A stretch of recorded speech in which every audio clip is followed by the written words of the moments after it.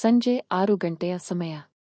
ಕಿಟಕಿಯ ಆಚೆ ಸೂರ್ಯ ನಿಧಾನವಾಗಿ ಮರೆಯಾಗುತ್ತಿದ್ದರೂ ಮನೆಯೊಳಗೆ ದೀಪದ ಬೆಳಕು ಒಂದು ರೀತಿಯ ನೆಮ್ಮದಿಯನ್ನು ಹರಡಿತು. ಅನನ್ಯ ಅಡುಗೆ ಮನೆಯಲ್ಲಿ ಕಾಫಿ ಮಾಡುತ್ತಿದ್ದಳು. ಕಾಫಿಯ ಘಮ ಇಡೀ ಮನೆಯನ್ನು ಆವರಿಸಿತ್ತು. ಅನನ್ಯ ಮತ್ತು ರೋಹಿತ್ ಅವರದ್ದು 5 ವರ್ಷಗಳ ಸುಂದರ ದಾಂಪತ್ಯ. ರೋಹಿತ್ ಯಾವಾಗಲೂ ಕೆಲಸದ ಒತ್ತಡದಲ್ಲಿದ್ದರೂ ಮನೆಗೆ ಬಂದ ಮೇಲೆ ಅನನ್ಯಾಳ ಜೊತೆ ಕಳೆಯುವ ಆ ಕೆಲವು ಗಂಟೆಗಳು ಅವರಿಗೆ ಅತ್ಯಂತ ಪ್ರಿಯವಾದವು. ರೋಹಿತ್ ಹಾಲ್ನಲ್ಲಿ ಕುಳಿತು ಯಾವುದೋ ಆಫೀಸ್ ಫೈಲ್ ನೋಡುತ್ತಿದ್ದ. ಎಲ್ಲವೂ ಅತ್ಯಂತ ಶಾಂತವಾಗಿ, ಅಚ್ಚುಕಟ್ಟಾಗಿ ಅಂದುಕೊಂಡಂತೆಯೇ ಸಾಗುತ್ತಿತ್ತು. ರೋಹಿತ್, ಕಾಫಿ ರೆಡಿ ಇದೆ ಬನ್ನಿ ಎಂದು ಅನನ್ಯ ಕರೆದಳು. ರೋಹಿತ್ ಎದ್ದು ಅಡುಗೆ ಮನೆಯತ್ತ ನಡೆದ. ಹೋಗುವ ಆತುರದಲ್ಲಿ ತನ್ನ ಫೋನ್ ಅನ್ನು ಟೇಬಲ್ ಮೇಲೆಯೇ ಬಿಟ್ಟು ಹೋಗಿದ್ದ. ಅನನ್ಯ ಕಾಫಿ ಕಪ್ ಹಿಡಿದು ಹಾಲ್ಗೆ ಬಂದಾಗ ರೋಹಿತ್ ಕೈ ತೊಳೆಯಲು ಹೋಗಿದ್ದ. ಅವಳು ಕಾಫಿ ಟೇಬಲ್ ಮೇಲೆ ಇಡುತ್ತಿದ್ದಂತೆಯೇ ಅಲ್ಲಿದ್ದ ರೋಹಿತ್ ಫೋನ್ ಹಠಾತ್ತನೆ ಬೆಳಗಿತು. ಬೆಳಗಿದ ಸ್ಕ್ರೀನ್ ಯಾವುದೋ ನೋಟಿಫಿಕೇಶನ್ ಬಂದಿತ್ತು. ಅನನ್ಯ ಫೋನ್ ಮುಟ್ಟಲಿಲ್ಲ. ಆದರೆ ಅವಳ ಕಣ್ಣುಗಳು ಸಹಜವಾಗಿ ಆ ಬೆಳಗಿದ ಸ್ಕ್ರೀನ್ ಮೇಲೆ ಬಿದ್ದವು. ಸ್ಕ್ರೀನ್ ಮೇಲೆ ಒಂದು ಮೆಸೇಜ್ ಕಾಣಿಸುತ್ತಿತ್ತು. ಯಾವುದೇ ಹೆಸರಿರಲಿಲ್ಲ. ಕೇವಲ ಒಂದು ಅಪರಿಚಿತ ನಂಬರ್ನಿಂದ ಬಂದ ಸಂದೇಶವದು. ಅನನ್ಯಾಳಿಗೆ ಮೊದಮೊದಲು ಅದು ಸಾಮಾನ್ಯ ಎನಿಸಿತು. ಆದರೆ ಆ ಮೆಸೇಜ್ನ ಮೊದಲ ಸಾಲು ಅವಳ ಎದೆಯಲ್ಲಿ ಒಂದು ಸಣ್ಣ ನಡುಕ ಹುಟ್ಟಿಸಿತು. ಆ ಶಾಂತವಾಗಿದ್ದ ಮನೆಯ ವಾತಾವರಣದಲ್ಲಿ ಏನೋ ಒಂದು ಬದಲಾದಂತೆ ಭಾಸವಾಯಿತು. ದೀಪದ ಕೆಳಗೆ ಕತ್ತಲೆ ಇರುವಂತೆ, ಆ ಸುಂದರ ಸಂಜೆಯ ಮೌನದ ಹಿಂದೆ ಏನೋ ಒಂದು ಗುಟ್ಟು ಅಡಗಿದೆ ಎಂಬ ಅರಿವು ಅನನ್ಯಾಳಿಗೆ ಮೊದಲ ಬಾರಿಗೆ ಆಯಿತು. ಅವಳ ಮನಸ್ಸು ಒಮ್ಮೆಗೆ ಸ್ತಬ್ಧವಾಯಿತು. ಹೊರಗೆ ಗಾಳಿ ಬೀಸುತ್ತಿರಲಿಲ್ಲ. ಆದರೆ ಅವಳ ಒಳಗಣ್ಣಿಗೆ ದೂರದಲ್ಲಿ ಒಂದು ದೊಡ್ಡ ಬಿರುಗಾಳಿ ಎದ್ದು ಬರುತ್ತಿರುವಂತೆ ತೋರಿತು. ಆ ಒಂದು ಫೋನ್ ಕಾಲ್ ಅಥವಾ ಮೆಸೇಜ್ ಅವಳ ಇಡೀ ಪ್ರಪಂಚವನ್ನು ಬದಲಿಸಬಲ್ಲದು ಎಂಬ ಸಣ್ಣ ಸಂಶಯ ಅವಳ ನೆಮ್ಮದಿಯನ್ನು ಕಿತ್ತುಕೊಂಡಿತು. ಅನನ್ಯ ಕಾಫಿ ಕಪ್ ಹಿಡಿದು ಅಲ್ಲೇ ಮೌನವಾಗಿ ನಿಂತಿದ್ದಳು. ಫೋನ್ ಸ್ಕ್ರೀನ್ ಇನ್ನೂ ಬೆಳಗುತ್ತಿತ್ತು. ಆ ಒಂದು ವಾಕ್ಯ ಅವಳ ಕಣ್ಣುಗಳನ್ನೇ ಚುಚ್ಚುತ್ತಿರುವಂತೆ ಭಾಸವಾಯಿತು. ಅಪರಿಚಿತ ಹೆಸರು, ಅನಿರೀಕ್ಷಿತ ಸಂದೇಶ್. ಫೋನ್ನಲ್ಲಿ ಆ ನಂಬರ್ ಸೇವ್ ಆಗಿರಲಿಲ್ಲ. ಕೇವಲ ಅಂಕಿಗಳಿದ್ದವು. ಆದರೆ ಆ ನಂಬರ್ನ ಕೆಳಗೆ ಬಂದಿದ್ದ ಮೆಸೇಜ್ ಮಾತ್ರ ಅವಳನ್ನು ಸ್ತಬ್ಧಗೊಳಿಸಿತು. ನಿನ್ನೆ ರಾತ್ರಿ ತುಂಬಾ ವಿಶೇಷವಾಗಿತ್ತು. Thanks for everything. ಮತ್ತೆ ಯಾವಾಗ ಸಿಗ್ತೀವಿ? ಅನನ್ಯಾಳಿಗೆ ಒಂದು ಕ್ಷಣ ಉಸಿರು ಕಟ್ಟಿದಂತಾಯ್ತು. ನಿನ್ನೆ ರಾತ್ರಿಯಾ? ನಿನ್ನೆ ರೋಹಿತ್ ಆಫೀಸ್ ಮೀಟಿಂಗ್ ಅಂತ ತಡವಾಗಿ ಬಂದಿದ್ದನಲ್ಲವೇ ಎಂಬ ಆಲೋಚನೆ ಅವಳ ತಲೆಯಲ್ಲಿ ಮಿಂಚಿನಂತೆ ಹಾದುಹೋಯಿತು. 5 ವರ್ಷಗಳ ನಂಬಿಕೆಯ ಅಡಿಪಾಯ ಕಿತ್ತು ಹೋಗುತ್ತಿರುವ ಅನುಭವ ಅವಳದ್ದಾಗಿತ್ತು. ಒಳ ಕೈಯಲ್ಲಿದ್ದ ಕಾಫಿ ಕಪ್ ಸಣ್ಣಗೆ ನಡುಗತೊಡಗಿತು. ಹೃದಯದ ಬಡಿತ ಎಷ್ಟು ಜೋರಾಗಿತ್ತೆಂದರೆ ಅವಳಿಗೆ ತನ್ನದೇ ಉಸಿರಾಟದ ಶಬ್ದ ಕೇಳಿಸುತ್ತಿತ್ತು. ರೋಹಿತ್ ಹೀಗೆ ಮಾಡಲು ಸಾಧ್ಯವೇ? ಇಲ್ಲ, ಯಾವುದೋ ರಾಂಗ್ ನಂಬರ್ ಇರಬಹುದು ಎಂದು ಮನಸ್ಸನ್ನು ಸಮಾಧಾನಪಡಿಸಿಕೊಳ್ಳಲು ಯತ್ನಿಸಿದಳು. ಆದರೆ ಆ ಮೆಸೇಜ್ನಲ್ಲಿದ್ದ ಆಪ್ತತೆ ಕೇವಲ ರಾಂಗ್ ನಂಬರ್ ಆಗಿರಲು ಸಾಧ್ಯವಿಲ್ಲ ಎಂದು ಅವಳ ಅಂತಃಪ್ರಜ್ಞೆ ಹೇಳುತ್ತಿತ್ತು. ಅನನ್ಯ ಆ ಫೋನ್ ಅನ್ನು ಕೈಗೆತ್ತಿಕೊಳ್ಳಬೇಕೋ ಅಥವಾ ಹಾಗೆಯೇ ಬಿಡಬೇಕೋ ಎಂಬ ಗೊಂದಲದಲ್ಲಿ ಮುಳುಗಿದಳು. ಕೈಚಾಚಿ ಫೋನ್ ಮುಟ್ಟಲು ಹೋದವಳು ಮತ್ತೆ ಹಿಂದೆ ಸರಿದಳು. ರೋಹಿತ್ನನ್ನು ಕೇಳಬೇಕೆ? ಅಥವಾ ಸುಮ್ಮನೆ ಏನೂ ಅರಿಯದವಳಂತೆ ಇರಬೇಕೆ? ಅವಳ ಕಣ್ಣ ಮುಂದೆ ರೋಹಿತ್ನ ಪ್ರೀತಿಯ ಮಾತುಗಳು, ಅವನು ಅವಳಿಗಾಗಿ ತಂದ ಗಿಫ್ಟ್ಗಳು ಎಲ್ಲವೂ ಒಂದೊಂದಾಗಿ ಬಂದು ಹೋದವು. ಈ ಮೆಸೇಜ್ ನಿಜವಾಗಿದ್ದರೆ ಆ ಪ್ರೀತಿಯೆಲ್ಲ ಕೇವಲ ನಾಟಕವೇ? ಅನನ್ಯಾಳ ಶಾಂತವಾದ ಪ್ರಪಂಚದಲ್ಲಿ ಈಗ ಅನುಮಾನದ ವಿಷಬೀಜ ಬಿತ್ತಲ್ಪಟ್ಟಿತ್ತು. ಅವಳಿಗೆ ಎದುರಿಗಿದ್ದ ರೋಹಿತ್ ಈಗ ಒಬ್ಬ ಅಪರಿಚಿತನಂತೆ ಕಾಣತೊಡಗಿದ. ಒಂದು ಕಾಲದಲ್ಲಿ ಭದ್ರವಾಗಿದ್ದ ಅವಳ ನಂಬಿಕೆಯ ಗೋಡೆಯಲ್ಲಿ ಈಗ ದೊಡ್ಡ ಬಿರುಕು ಕಾಣಿಸಿಕೊಂಡಿತ್ತು. ಆ ಒಂದು ಸಣ್ಣ ಮೆಸೇಜ್ ಅವಳ ಮನಸ್ಸಿನಲ್ಲಿ ಸಾವಿರಾರು ಪ್ರಶ್ನೆಗಳನ್ನು ಹುಟ್ಟುಹಾಕಿತ್ತು. ಆ ಪ್ರಶ್ನೆಗಳಿಗೆ ಉತ್ತರ ಅವಳ ದಾಂಪತ್ಯವನ್ನು ಉಳಿಸಬಹುದು ಅಥವಾ ಪೂರ್ಣವಾಗಿ ಅಳಿಸಿ ಹಾಕಬಹುದು. ರೋಹಿತ್ ಅಡುಗೆ ಮನೆಯಿಂದ ಕೈ ಒರೆಸಿಕೊಳ್ಳುತ್ತಾ ನಗುತ್ತಾ ಹೊರಬಂದ.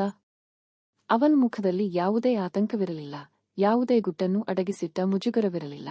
ಆದರೆ ಅನನ್ಯಾಳಿಗೆ ಆ ನಗು ಈಗ ಮೊದಲಿನಂತೆ ಸುಂದರವಾಗಿ ಕಾಣುತ್ತಿರಲಿಲ್ಲ. ಅನನ್ಯ, ಕಾಫಿ ತಣ್ಣಗಾಗುತ್ತಿದೆ ಎನ್ನುತ್ತಾ ರೋಹಿತ್ ತನ್ನ ಫೋನ್ ಬಳಿ ಹೋದ. ಅವನು ಸಹಜವಾಗಿಯೇ ಫೋನ್ ಎತ್ತಿಕೊಂಡು ಜೇಬಿಗೆ ಹಾಕಿಕೊಂಡ. ಅವನಿಗೆ ಆ ಮೆಸೇಜ್ ಬಂದಿರುವುದು ತಿಳಿದಿದೆಯೇ ಅಥವಾ ಇಲ್ಲವೇ ಎಂಬುದು ಅನನ್ಯಾಳಿಗೆ ಅರ್ಥವಾಗಲಿಲ್ಲ. ಏನಾಯಿತು?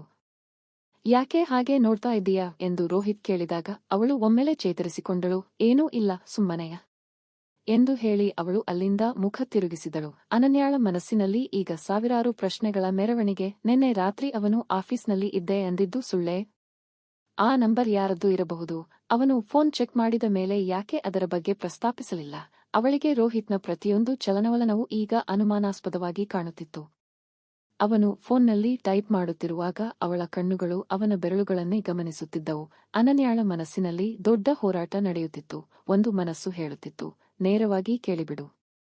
ಮನಸ್ಸಿನಲ್ಲಿ ಇಟ್ಟುಕೊಂಡು ಕೊರಗುವುದಕ್ಕಿಂತ ಸತ್ಯ ತಿಳಿದುಕೊಳ್ಳುವುದು ಲೇಸು. ಇನ್ನೊಂದು ಮನಸ್ಸು ಎಚ್ಚರಿಸುತ್ತಿತ್ತು, ಒಂದು ವೇಳೆ ಅದು ಕೇವಲ ತಪ್ಪು ತಿಳುವಳಿಕೆಯಾಗಿದ್ದರೆ. ಕೇಳಿದ ಮೇಲೆ ನಮ್ಮ 5 ವರ್ಷದ ನಂಬಿಕೆಯ ಸಂಬಂಧಕ್ಕೆ ಪೆಟ್ಟು ಬೀಳುವುದಿಲ್ಲವೇ? ಅವನು ಸುಳ್ಳು ಹೇಳಿದರೆ ನಾನೇನು ಮಾಡಲಿ? ಅವಳು ಅಡುಗೆ ಮನೆಗೆ ಹೋದಳು, ಆದರೆ ಅವಳ ಗಮನವೆಲ್ಲಾ ಹಾಲ್ನಲ್ಲಿ ಕುಳಿತಿದ್ದ ರೋಹಿತ್ ಮತ್ತು ಅವನ ಜೇಬಿನಲ್ಲಿದ್ದ ಆ ಫೋನ್ ಮೇಲಿತ್ತು. ಸತ್ಯವನ್ನು ತಿಳಿಯುವ ಹಂಬಲ ಮತ್ತು ಸಂಬಂಧವನ್ನು ಕಳೆದುಕೊಳ್ಳುವ ಭಯ, ಇವೆರಡರ ನಡುವೆ ಅನನ್ಯ ನಲುಗಿ ಹೋಗುತ್ತಿದ್ದಳು. ಆ ಮೌನ ಅವಳನ್ನು ಉಸಿರುಗಟ್ಟಿಸುತ್ತಿತ್ತು. ಮಾತು ತುಟಿಯವರೆಗೆ ಬಂದರೂ ನಂಬಿಕೆಯ ಕೊಂಡಿ ಮುರಿದು ಹೋಗಬಹುದು ಎಂಬ ಆತಂಕ ಅವಳನ್ನು ತಡೆಯುತ್ತಿತ್ತು. ಆ ಸಂಜೆ ಕಾಫಿಗಿಂತ ಹೆಚ್ಚು ಕಹಿಯಾಗಿದ್ದು ಅವಳ ಮನಸ್ಸಿನಲ್ಲಿದ್ದ ಈ ಅನುಮಾನದ ಪ್ರಶ್ನೆಗಳು. ರಾತ್ರಿಯ ಊಟದ ಸಮಯ. ಮನೆಯಲ್ಲಿ ಅಸಹಜವಾದ ಮೌನ ಆವರಿಸಿತ್ತು. ಅನನ್ಯ ತನ್ನ ತಟ್ಟೆಯಲ್ಲಿದ್ದ ಅನ್ನವನ್ನು ಕಲಸುತ್ತಿದ್ದಳೇ ಹೊರತು ಒಂದು ತುತ್ತು ಅವಳ ಗಂಟಲಿಳಿಯುತ್ತಿರಲಿಲ್ಲ. ಎದುರಿಗೆ ಕುಳಿತಿದ್ದ ರೋಹಿತ್ ಏನೂ ತಿಳಿಯದವನಂತೆ ಊಟ ಮಾಡುತ್ತಿದ್ದ. ಅನನ್ಯಾಳಿಗೆ ಈಗ ಆ ಮೌನವನ್ನು ಸಹಿಸಲು ಸಾಧ್ಯವಾಗಲಿಲ್ಲ. ಅನನ್ಯ ಮೆಲ್ಲಗೆ ಧ್ವನಿ ಸರಿಪಡಿಸಿಕೊಂಡು ಕೇಳಿದಳು, ರೋಹಿತ್. ಸಂಜೆ ನಿನ್ನ ಫೋನ್ ಟೇಬಲ್ ಮೇಲಿದ್ದಾಗ ಒಂದು ಮೆಸೇಜ್ ಬಂತು. ಯಾವುದೋ ಅಪರಿಚಿತ ನಂಬರ್. ರೋಹಿತ್ನ ಕೈ ಅಲ್ಲೇ ಸ್ತಬ್ಧವಾಯಿತು. ಅವನು ತಟ್ಟೆಯಿಂದ ತಲೆ ಎತ್ತಿ ಅನನ್ಯಾಳ ಕಣ್ಣುಗಳನ್ನು ನೋಡಿದ. ಅವನ ಕಣ್ಣುಗಳಲ್ಲಿ ಒಂದು ಕ್ಷಣ ಮಿಂಚಿ ಹೋದ ಆತಂಕ ಅನನ್ಯಾಳ ಗಮನಕ್ಕೆ ಬರದೇ ಇರಲಿಲ್ಲ. ಯಾವ ಮೆಸೇಜ್ ಎಂದು ಅವನು ಕೇಳಿದಾಗ ಅವನ ಧ್ವನಿ ಸ್ವಲ್ಪ ನಡುಗಿದಂತೆ ಭಾಸವಾಯಿತು. ರೋಹಿತ್ನ ಅಸ್ಪಷ್ಟ ಉತ್ತರ, ನೆನ್ನೆ ರಾತ್ರಿ ತುಂಬಾ ವಿಶೇಷವಾಗಿತ್ತು ಅಂತ ಯಾವುದೋ ಮೆಸೇಜ್ ಇತ್ತು. ಯಾರು ಅದು? ಅನನ್ಯ ನೇರವಾಗಿ ಕೇಳಿದಳು. ರೋಹಿತ್ ಒಂದು ಕ್ಷಣ ಬೆಚ್ಚಿಬಿದ್ದ. ಅವನು ತಕ್ಷಣ ಚೇತರಿಸಿಕೊಂಡು, ಓಹ್ ಅದಾ? ಅದು ಯಾವುದೋ ಆಫೀಸ್ ಕ್ಲೈಂಟ್ ಇರಬೇಕು. ನೆನ್ನೆ ರಾತ್ರಿ ಮೀಟಿಂಗ್ ಮುಗಿಯೋದು ತಡವಾಯಿತಲ್ಲ, ಪ್ರಾಜೆಕ್ಟ್ ಸಕ್ಸಸ್ ಆಗಿದ್ದಕ್ಕೆ ಥ್ಯಾಂಕ್ಸ್ ಅಂತ ಕಳುಹಿಸಿರಬಹುದು. ಆಫೀಸ್ ಗ್ರೂಪ್ನಲ್ಲಿ ಇರೋರು ಯಾರೋ ಪರ್ಸನಲ್ ಆಗಿ ಮೆಸೇಜ್ ಮಾಡಿರಬೇಕು ಅಷ್ಟೇ. ನೀನು ಸುಮ್ಮನೆ ಯಾಕೆ ತಲೆ ಕೆಡಿಸಿಕೊಳ್ಳುತ್ತೀಯಾ ಎಂದು ಹೇಳಿ ನಗಲು ಪ್ರಯತ್ನಿಸಿದ. ಅವನ ಉತ್ತರ ಅಸ್ಪಷ್ಟವಾಗಿತ್ತು. ಕ್ಲೈಂಟ್ ಅಷ್ಟೊಂದು ಆಪ್ತವಾಗಿ ಮೆಸೇಜ್ ಮಾಡ್ತಾರಾ? ಮತ್ತೆ ಆ ನಂಬರ್ ಯಾಕೆ ಸೇವ್ ಆಗಿಲ್ಲ ಎಂಬ ಪ್ರಶ್ನೆಗಳು ಅನನ್ಯಾಳ ಮನಸ್ಸಿನಲ್ಲಿ ಎದ್ದವು. ಅವನ ನಗು ಸಹಜವಾಗಿರಲಿಲ್ಲ. ಅದು ಏನನ್ನೂ ಮುಚ್ಚಿಡಲು ಪ್ರಯತ್ನಿಸುತ್ತಿರುವ ಕವಚದಂತೆ ತೋರುತ್ತಿತ್ತು. ಅವನು ಆ ಮೆಸೇಜ್ ಅನ್ನು ಅವಳಿಗೆ ತೋರಿಸುವ ಬದಲು ವಿಷಯವನ್ನು ಬೇರೆಡೆಗೆ ತಿರುಗಿಸಲು ಪ್ರಯತ್ನಿಸುತ್ತಿದ್ದುದು ಅವಳ ಅನುಮಾನಕ್ಕೆ ಇನ್ನಷ್ಟು ತುಪ್ಪ ಸುರಿದಂತಾಯಿತು. ಅನನ್ಯಾಳಿಗೆ ಈಗ ರೋಹಿತ್ ಮೇಲೆ ನಂಬಿಕೆ ಉಳಿಯುವುದು ಕಷ್ಟವಾಗುತ್ತಿತ್ತು. ಸತ್ಯ ಅವಳ ಕಣ್ಣೆದುರೇ ಇದ್ದರೂ ಅವನು ಅದನ್ನು ಮರೆಮಾಚುತ್ತಿದ್ದಾನೆ ಎಂಬ ಅರಿವು ಅವಳನ್ನು ಕುದಿಯುವಂತೆ ಮಾಡುತ್ತಿತ್ತು. ಸತ್ಯದ ಬಾಗಿಲು ತೆರೆಯುವ ಬದಲು ರೋಹಿತ್ ಅದಕ್ಕೆ ಮತ್ತೊಂದು ಸುಳ್ಳಿನ ಬೀಗ ಹಾಕಿದಂತೆ ಅವಳಿಗೆ ಅನ್ನಿಸಿತು. ಆ ರಾತ್ರಿ ಇಬ್ಬರ ನಡುವಿನ ಅಂತರ ಕಿಲೋಮೀಟರ್ಗಳಷ್ಟು ದೂರವಾದಂತೆ ಭಾಸವಾಯಿತು. ಅನನ್ಯಾಳ ಕಣ್ಣೀರು ಮತ್ತು ಮೌನ ರೋಹಿತ್ನನ್ನು ಅತಿಯಾಗಿ ಕಾಡತೊಡಗಿತು. ತಾನು ವಿಷಯವನ್ನು ಮುಚ್ಚಿಡಲು ಹೋದಷ್ಟು ಅದು ವಿಷವಾಗುತ್ತಿದೆ ಎಂದು ಅವನಿಗೆ ಅರಿವಾಯಿತು. ಅವನು ನಿಧಾನವಾಗಿ ತನ್ನ ಫೋನ್ ತೆಗೆದು ಅನನ್ಯಾಳ ಮುಂದೆ ಇಟ್ಟ. ನೋಡು ಅನನ್ಯ, ಆ ಮೆಸೇಜ್ ಬಂದಿದ್ದು ಈ ನಂಬರ್ನಿಂದಾಗ ಎಂದು ಅವನು ಆ ಮೆಸೇಜ್ ಓಪನ್ ಮಾಡಿದ. ಆ ನಂಬರ್ನಿಂದ ಮತ್ತೊಂದು ಮೆಸೇಜ್ ಬಂದಿತ್ತು. ಸಾರಿ ಬ್ರದರ್, ನಂಬರ್ ತಪ್ಪಾಗಿ ಟೈಪ್ ಆಗಿದೆ. ಆ ಮೆಸೇಜ್ ನಿನಗಲ್ಲ, ಅದೊಂದು ಕೇವಲ ರಾಂಗ್ ನಂಬರ್ ಆಗಿತ್ತು. ಅನನ್ಯಾಳಿಗೆ ಒಂದು ಕ್ಷಣ ನಿರಾಳವೆನಿಸಿತು. ಆದರೆ ರೋಹಿತ್ನ ಮುಖದಲ್ಲಿನ ಆತಂಕ ಇನ್ನೂ ಹಾಗೆಯೇ ಇತ್ತು. ಅವನ ಕಣ್ಣುಗಳು ಏನನ್ನೋ ಹೇಳಲು ತುಡಿಯುತ್ತಿದ್ದವು. ಸರಿ ರೋಹಿತ್, ಮೆಸೇಜ್ ರಾಂಗ್ ನಂಬರ್ ಇರಬಹುದು. ಆದರೆ ನೀನು ಯಾಕೆ ಅಷ್ಟೊಂದು ಗಾಬರಿಯಾಗಿದ್ದೆ? ಏನನ್ನೋ ಮರೆಮಾಚುತ್ತಿದ್ದೀಯಾ ಅನ್ನಿಸ್ತಿದೆ ಎಂದು ಅನನ್ಯ ಕೇಳಿದಳು. ರೋಹಿತ್ ತಲೆ ತಗ್ಗಿಸಿ ಕುಳಿತುಕೊಂಡ. ನಿನ್ನ ಹತ್ತಿರ ಒಂದು ವಿಷಯ ಮುಚ್ಚಿಟ್ಟಿದ್ದಕ್ಕೆ ಕ್ಷಮಿಸು ಅನನ್ಯ.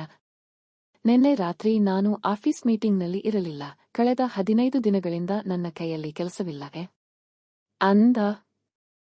ಅನನ್ಯ ಬೆಚ್ಚಿ ಬಿದ್ದಳು. ಏನು? ಕೆಲಸ ಹೋಗಿದೆಯೇ? ಹೌದು, ಕಂಪನಿಯ ಲೇಟಾಫ್ನಲ್ಲಿ ನನ್ನ ಕೆಲಸವೂ ಹೋಯಿತು. ನಿನಗೆ ನೋವಾಗಬಾರದು, ನೀನು ಆತಂಕಕ್ಕೊಳಗಾಗಬಾರದು ಅಂತ ಸುಳ್ಳು ಹೇಳಿ ಪ್ರತಿದಿನ ಬೆಳಿಗ್ಗೆ ಆಫೀಸ್ಗೆ ಹೋಗುವಂತೆ ನಟಿಸುತ್ತಿದ್ದೆ. ನಿನ್ನೆ ರಾತ್ರಿ ಪೂರ್ತಿ ಪಾರ್ಕ್ನಲ್ಲಿ ಕುಳಿತು ಹೊಸ ಕೆಲಸ ಹುಡುಕುತ್ತಿದ್ದೆ. ನೀನು ಆ ಮೆಸೇಜ್ ಬಗ್ಗೆ ಕೇಳಿದಾಗ ಎಲ್ಲಿ ಕೆಲಸ ಹೋದ ವಿಷಯ ನಿನಗೆ ಗೊತ್ತಾಗಿಬಿಡುತ್ತೋ ಎಂಬ ಭಯದಲ್ಲಿ ನಾನು ಅಸ್ಪಷ್ಟವಾಗಿ ಉತ್ತರಿಸಿದೆ. ಅನನ್ಯಾಳಿಗೆ ತಾನು ಪತಿಯ ಚಾರಿತ್ರ್ಯದ ಮೇಲೆ ಸಂಶಯಪಟ್ಟಿದ್ದಕ್ಕೆ ಸಂಕಟವಾಯಿತು. ರೋಹಿತ್ ಅನುಭವಿಸುತ್ತಿದ್ದ ಆ ಏಕಾಂಗಿ ಹೋರಾಟ ಮತ್ತು ಅವನ ಅಸಹಾಯಕತೆ ಅವಳ ಕಣ್ಣಿಗೆ ಕಟ್ಟಿದಂತಾಯಿತು. ಅವನು ತನ್ನ ಸಂಸಾರವನ್ನು ರಕ್ಷಿಸಲು ಒಬ್ಬನೇ ಸುಳ್ಳಿನ ಬೆನ್ನು ಹತ್ತಿದ್ದ. ಅನುಮಾನದ ಬಿರುಗಾಳಿ ಈಗ ಕರಗಿ ಅಲ್ಲಿ ಪರಸ್ಪರರ ಮೇಲಿನ ಮರುಕ ಮತ್ತು ಪ್ರೀತಿಯ ಆರ್ದ್ರತೆ ತುಂಬಿಕೊಂಡಿತ್ತು. ರೋಹಿತ್ ತನ್ನ ಮುಖವನ್ನು ಕೈಗಳಲ್ಲಿ ಮುಚ್ಚಿಕೊಂಡಿದ್ದ. ಅವನ ಭುಜಗಳು ಸಣ್ಣದಾಗಿ ನಡುಗುತ್ತಿದ್ದವು. ಅನನ್ಯಾಳಿಗೆ ಅವನನ್ನು ಈ ಸ್ಥಿತಿಯಲ್ಲಿ ನೋಡಲು ಸಾಧ್ಯವಾಗಲಿಲ್ಲ. ಅವಳು ಮೆಲ್ಲನೆ ಅವನ ಹತ್ತಿರ ಹೋಗಿ ಅವನ ಬೆನ್ನ ಮೇಲೆ ಕೈ ಇಟ್ಟಳು. ನಿನಗೆ ಗೊತ್ತಾ ಅನನ್ಯ, ರೋಹಿತ್ ಗದ್ಗದಿತ ಧ್ವನಿಯಲ್ಲಿ ಹೇಳತೊಡಗಿದ.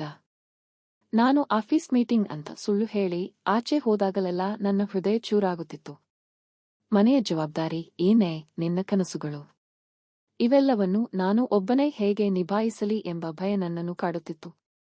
ನಿನಗೆ ಈ ವಿಷಯ ತಿಳಿದರೆ ನೀನು ಕುಸಿದು ಹೋಗುತ್ತೀಯ ಎಂಬ ಸಂಕೋಚ ಮತ್ತು ಆತಂಕದಿಂದ ಸತ್ಯವನ್ನು ಹೂತು ಹಾಕಿದ್ದೆ. ಅವನು ಕುಟುಂಬವನ್ನು ರಕ್ಷಿಸಲು ಹೋಗಿ ತನ್ನನ್ನೇ ತಾನು ಸುಳ್ಳಿನ ಸುಳಿಯಲ್ಲಿ ಬಂಧಿಸಿಕೊಂಡಿದ್ದ. ಅವನಿಗೆ ಸಮಾಜದ ಮುಂದೆ ಸೋಲುವ ಭಯಕ್ಕಿಂತ ತನ್ನ ಪತ್ನಿಯ ಕಣ್ಣಲ್ಲಿ ಸೋಲುವ ಭಯವೇ ಹೆಚ್ಚಾಗಿತ್ತು. ಅನನ್ಯಾಳ ಕಣ್ಣಲ್ಲಿ ನೀರು ತುಂಬಿ ಬಂತು. ಅವಳು ಅನುಭವಿಸುತ್ತಿದ್ದ ಆ ನೋವು ಈಗ ಮರುಕವಾಗಿ ಬದಲಾಗಿತ್ತು. ರೋಹಿತ್, ನಿನಗೆ ನಾನು ಕೇವಲ ಸುಖದಲ್ಲಿ ಮಾತ್ರ ಜೊತೆಗಿರಬೇಕಾದವಳು ಅಂತ ಅನ್ನಿಸಿತಾ ಎಂದು ಕೇಳುತ್ತಾ ಅವನ ಕೈಗಳನ್ನು ಹಿಡಿದಳು. ನನಗೆ ಕೆಲಸ ಹೋಗಿದ್ದಕ್ಕಿಂತ ಹೆಚ್ಚಾಗಿ ನೋವಾಗುತ್ತಿರೋದು ನೀನು ಈ ಸಂಕಟವನ್ನು ಒಬ್ಬನೇ ಅನುಭವಿಸಿದೆಯಲ್ಲ ಅಂತ. ಸಂಸಾರ ಅಂದರೆ ಕೇವಲ ಬಾಡಿಗೆ ಕಟ್ಟುವುದು ಅಥವಾ ಊಟ ತರುವುದು ಮಾತ್ರವಲ್ಲ ರೋಹಿತ್. ಕಷ್ಟ ಬಂದಾಗ ಒಬ್ಬರಿಗೊಬ್ಬರು ಹೆಗಲಾಗುವುದು ಕೂಡ ಬಾಂಧವ್ಯದ ನಿಜವಾದ ಅರ್ಥ. ಅನನ್ಯಾಳಿಗೆ ರೋಹಿತ್ ತನ್ನ ಮೇಲೆ ನಂಬಿಕೆ ಇಡದೆ ವಿಷಯ ಮುಚ್ಚಿಟ್ಟಿದ್ದಕ್ಕೆ ಸಣ್ಣ ನೋವಿತ್ತು. ಆದರೆ ಅವನು ತನ್ನ ಕುಟುಂಬಕ್ಕಾಗಿ ಅನುಭವಿಸಿದ ಯಾತನೆಯನ್ನು ಕಂಡಾಗ ಅವಳಲ್ಲಿ ಅಪಾರವಾದ ಮರುಕ ಮೂಡಿತು. ರೋಹಿತ್ ಅಂದು ತನ್ನ ಗತ್ತಿನ ಮುಖವಾಡವನ್ನು ಕಳಚಿ ತನ್ನ ಅಸಹಾಯಕತೆಯನ್ನು ಬಿಚ್ಚಿಟ್ಟಾಗ ಅವರಿಬ್ಬರ ನಡುವೆ ಇದ್ದ ಅನುಮಾನದ ಗೋಡೆ ಸಂಪೂರ್ಣವಾಗಿ ಉರುಳಿ ಬಿದ್ದಿತ್ತು. ಕೆಲವೊಮ್ಮೆ ನಾವು ಪ್ರೀತಿಪಾತ್ರರಿಗೆ ನೋವಾಗಬಾರದು ಎಂಬ ಕಾರಣಕ್ಕೆ ಸತ್ಯವನ್ನು ಮರೆಮಾಚುತ್ತೇವೆ. ಆದರೆ ನೆನಪಿಡಿ, ಸತ್ಯಕ್ಕಿಂತ ದೊಡ್ಡ ನೋವು ಅಡಗಿಸಿಟ್ಟ ರಹಸ್ಯಗಳು ನೀಡುತ್ತವೆ. ಕಷ್ಟದಲ್ಲಿ ಜೊತೆಯಾಗಿ ನಿಲ್ಲುವುದೇ ನಿಜವಾದ ಬಾಂಧವ್ಯ. ಆ ರಾತ್ರಿ ಇಬ್ಬರ ನಡುವೆ ಇದ್ದ ಅನುಮಾನದ ಬಿರುಗಾಳಿ ಅಡಗಿತ್ತು. ಈಗ ಅಲ್ಲಿ ಉಳಿದಿದ್ದು ಪರಸ್ಪರ ಮೇಲಿನ ಗೌರವ ಮತ್ತು ಸತ್ಯದ ತಿಳುವಳಿಕೆ ಮಾತ್ರ. ರೋಹಿತ್ ಮೌನವಾಗಿ ಕುಳಿತಿದ್ದಾಗ ಅನನ್ಯ ಅವನ ಪಕ್ಕದಲ್ಲೇ ಕುಳಿತುಕೊಂಡಳು. ರೋಹಿತ್, ನಿನಗೆ ಕೆಲಸ ಹೋಗಿದೆ ಎಂಬ ಭಯಕ್ಕಿಂತ ನನಗೇನು ಅನ್ಸುತ್ತೋ ಎಂಬ ಭಯವೇ ದೊಡ್ಡದಾಗಿತ್ತು ಅಲ್ವಾ? ಆದರೆ ನೆನಪಿಡು, ನಮ್ಮ ಬಾಂಧವ್ಯ ಅಷ್ಟು ದುರ್ಬಲವಾದುದಲ್ಲ. ಕೆಲಸ ಅನ್ನೋದು ಇವತ್ತು ಹೋಗಬಹುದು, ನಾಳೆ ಬರಬಹುದು. ಆದರೆ ಈ ರೀತಿ ಸುಳ್ಳು ಹೇಳಿ ನೀನು ಅನುಭವಿಸಿದ ನೋವಿದೆಯಲ್ಲ, ಅದು ನಮ್ಮ ನಡುವೆ ಒಂದು ದೊಡ್ಡ ಅಂತರವನ್ನು ಸೃಷ್ಟಿಸುತ್ತಿತ್ತು. ರೋಹಿತ್ ಅವಳ ಕಣ್ಣುಗಳನ್ನು ನೋಡಿದಾಗ ಅವನಿಗೆ ತನ್ನ ತಪ್ಪಿನ ಅರಿವಾಯಿತು. ತಾನು ಪ್ರೀತಿಯ ಹೆಸರಿನಲ್ಲಿ ಮಾಡುತ್ತಿದ್ದ ಮರೆಮಾಚುವಿಕೆ ಹೇಗೆ ಸಂಶಯಕ್ಕೆ ಕಾರಣವಾಗಿತ್ತು ಎಂಬುದು ಅವನಿಗೆ ಈಗ ಸ್ಪಷ್ಟವಾಗಿತ್ತು. ನನ್ನನ್ನು ಕ್ಷಮಿಸು ಅನನ್ಯ. ಇನ್ಮುಂದೆ ನಮ್ಮ ನಡುವೆ ಯಾವುದೇ ಗುಟ್ಟು ಇರುವುದಿಲ್ಲ ಎಂದು ಭರವಸೆ ನೀಡಿದ ರೋಹಿತ್. ಅನನ್ಯ ನಗುತ್ತಾ ಹೇಳಿದಳು, ನೋಡು ರೋಹಿತ್, ನಾವಿಬ್ಬರೂ ಸೇರಿ ಈ ಸಮಸ್ಯೆಯನ್ನು ಎದುರಿಸೋಣ. ನನಗೂ ಒಂದು ಸಣ್ಣ ಕೆಲಸವಿದೆ. ನಾವಿಬ್ಬರೂ ಮಿತವಾಗಿ ಖರ್ಚು ಮಾಡಿದರೆ ಕೆಲವು ತಿಂಗಳು ಆರಾಮವಾಗಿ ಕಳೆಯಬಹುದು. ಅಷ್ಟರೊಳಗೆ ನಿನಗೆ ಖಂಡಿತ ಒಳ್ಳೆಯ ಕೆಲಸ ಸಿಕ್ಕೇ ಸಿಗುತ್ತದೆ. ಒಂಟಿಯಾಗಿ ಹೋರಾಡುವುದಕ್ಕಿಂತ ಜೊತೆಯಾಗಿ ಹೋರಾಡೋಣ. ಆ ಕ್ಷಣದಲ್ಲಿ ರೋಹಿತ್ನ ಹೆಗಲ ಮೇಲಿದ್ದ ದೊಡ್ಡ ಭಾರ ಇಳಿದು ಹೋದಂತಾಯಿತು. ಸೋಲುವ ಭಯದಲ್ಲಿದ್ದ ಅವನಿಗೆ ಅನನ್ಯಾಳ ಮಾತುಗಳು ಹೊಸ ಚೈತನ್ಯ ನೀಡಿದವು. ಅವರ ಸಂಸಾರವೆಂಬ ಹಡಗಿಗೆ ಈ ಸಮಸ್ಯೆ ಒಂದು ಸಣ್ಣ ಅಲೆಯಂತೆ ಬಂದಿತ್ತು.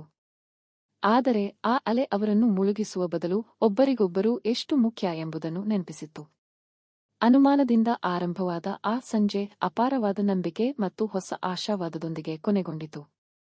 ಅದು ಕೇವಲ ಒಂದು ಸಮಸ್ಯೆಯ ಅಂತ್ಯವಾಗಿರಲಿಲ್ಲ, ಬದಲಾಗಿ ಅವರ ಬಾಂಧವ್ಯದ ಹೊಸ ಆರಂಭವಾಗಿತ್ತು. ಮರುದಿನ ಬೆಳಗ್ಗೆ ಕಿಟಕಿಯಿಂದ ಬಂದ ಸೂರ್ಯನ ಕಿರಣಗಳು ಮನೆಯನ್ನು ಬೆಳಗುತ್ತಿದ್ದವು.